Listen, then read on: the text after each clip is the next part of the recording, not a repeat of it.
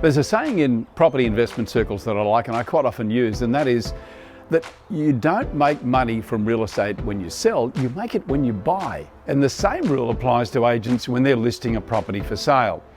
Buyers know value, and an overpriced listing is like a big red flag for them. Every property sells. There's a buyer for every property, but it all comes down to the price. Mark Pickles from Harcourts Solutions joins us in this segment to talk about getting the listing and then what to do with it if you find that you have a liability, an overpriced listing.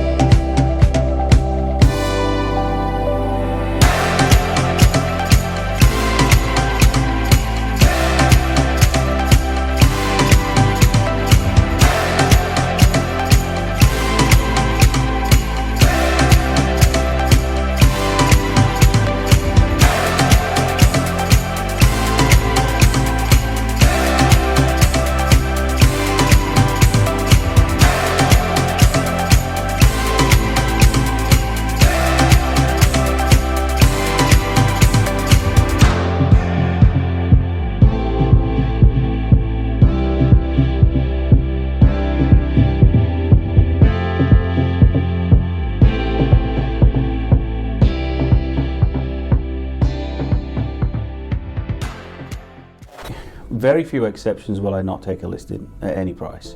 For me, the process that we adopt is almost guaranteed to educate the seller in terms of what the market is prepared to pay for the price for the property.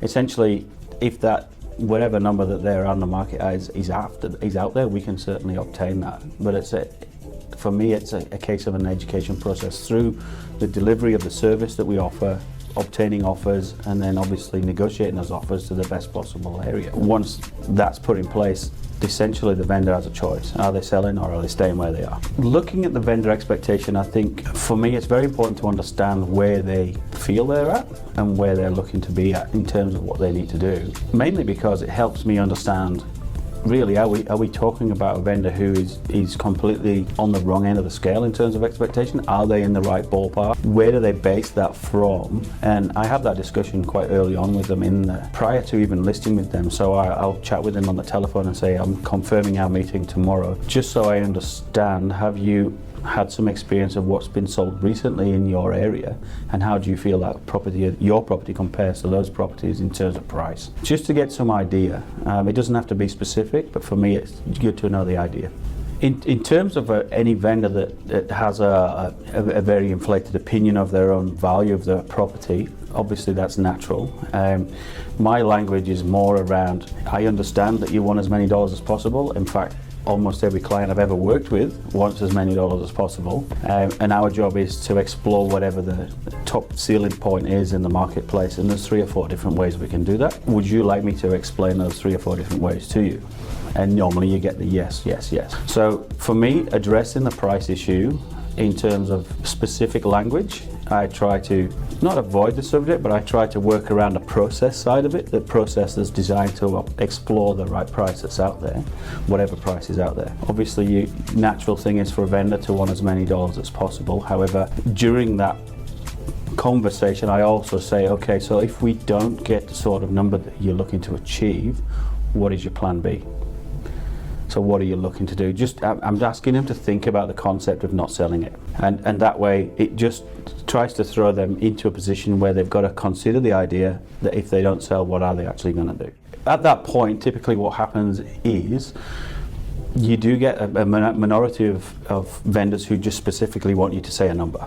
Okay, and again, we'll address that later on. Most clients will actually say, well, actually, if we don't sell, then we're going to stay where we are for another couple of 3 years and then find out how the market's going over that period, or our plans will just have to stay on the shelf for a little while longer.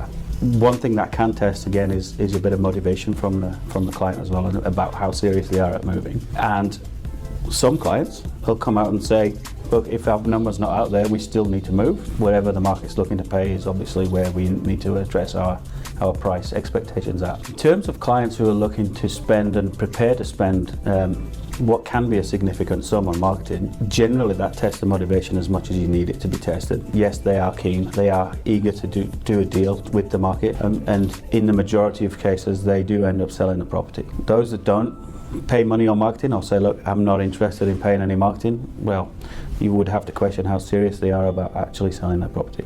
In terms of taking a listing on overpriced with no marketing, again, the way to take that particular kind of listing on, and I have done this and would probably continue to do this, is, okay, we will try it your way to start with. However, if that doesn't work, these are my recommendations, and I'm very strong on these recommendations, and that will include you having to think about investing in marketing. It will include you having to think about accepting offers somewhat below the level that you're looking to take out of the market. But again, we can try it your way to start with, and then from there we can build up a relationship in terms of trust and what we're saying and how we're working. And then over the next couple of 3 weeks, if we haven't got any traction in the marketplace, this is what we need to do to gain traction in the marketplace. The message from that is quite clear. Take the listing and then work with the seller to achieve their goal. We don't have the right nor the skill to be able to accurately predict how much someone will pay for a property. So how do we know at the outset that it's an overpriced listing? Recognise that sellers have a right to ask for and expect a premium price when they're selling their property. It's your responsibility to understand the motivation and what it is that they're looking to achieve, and then help them do that through good education and service. The best agents that I've ever met are the ones who realise they can't and should not make decisions on behalf of anyone else. Thanks to Mark, and thanks to you for joining us. I'm Kevin Turner, and I'll see you on the next episode of The Real Deal.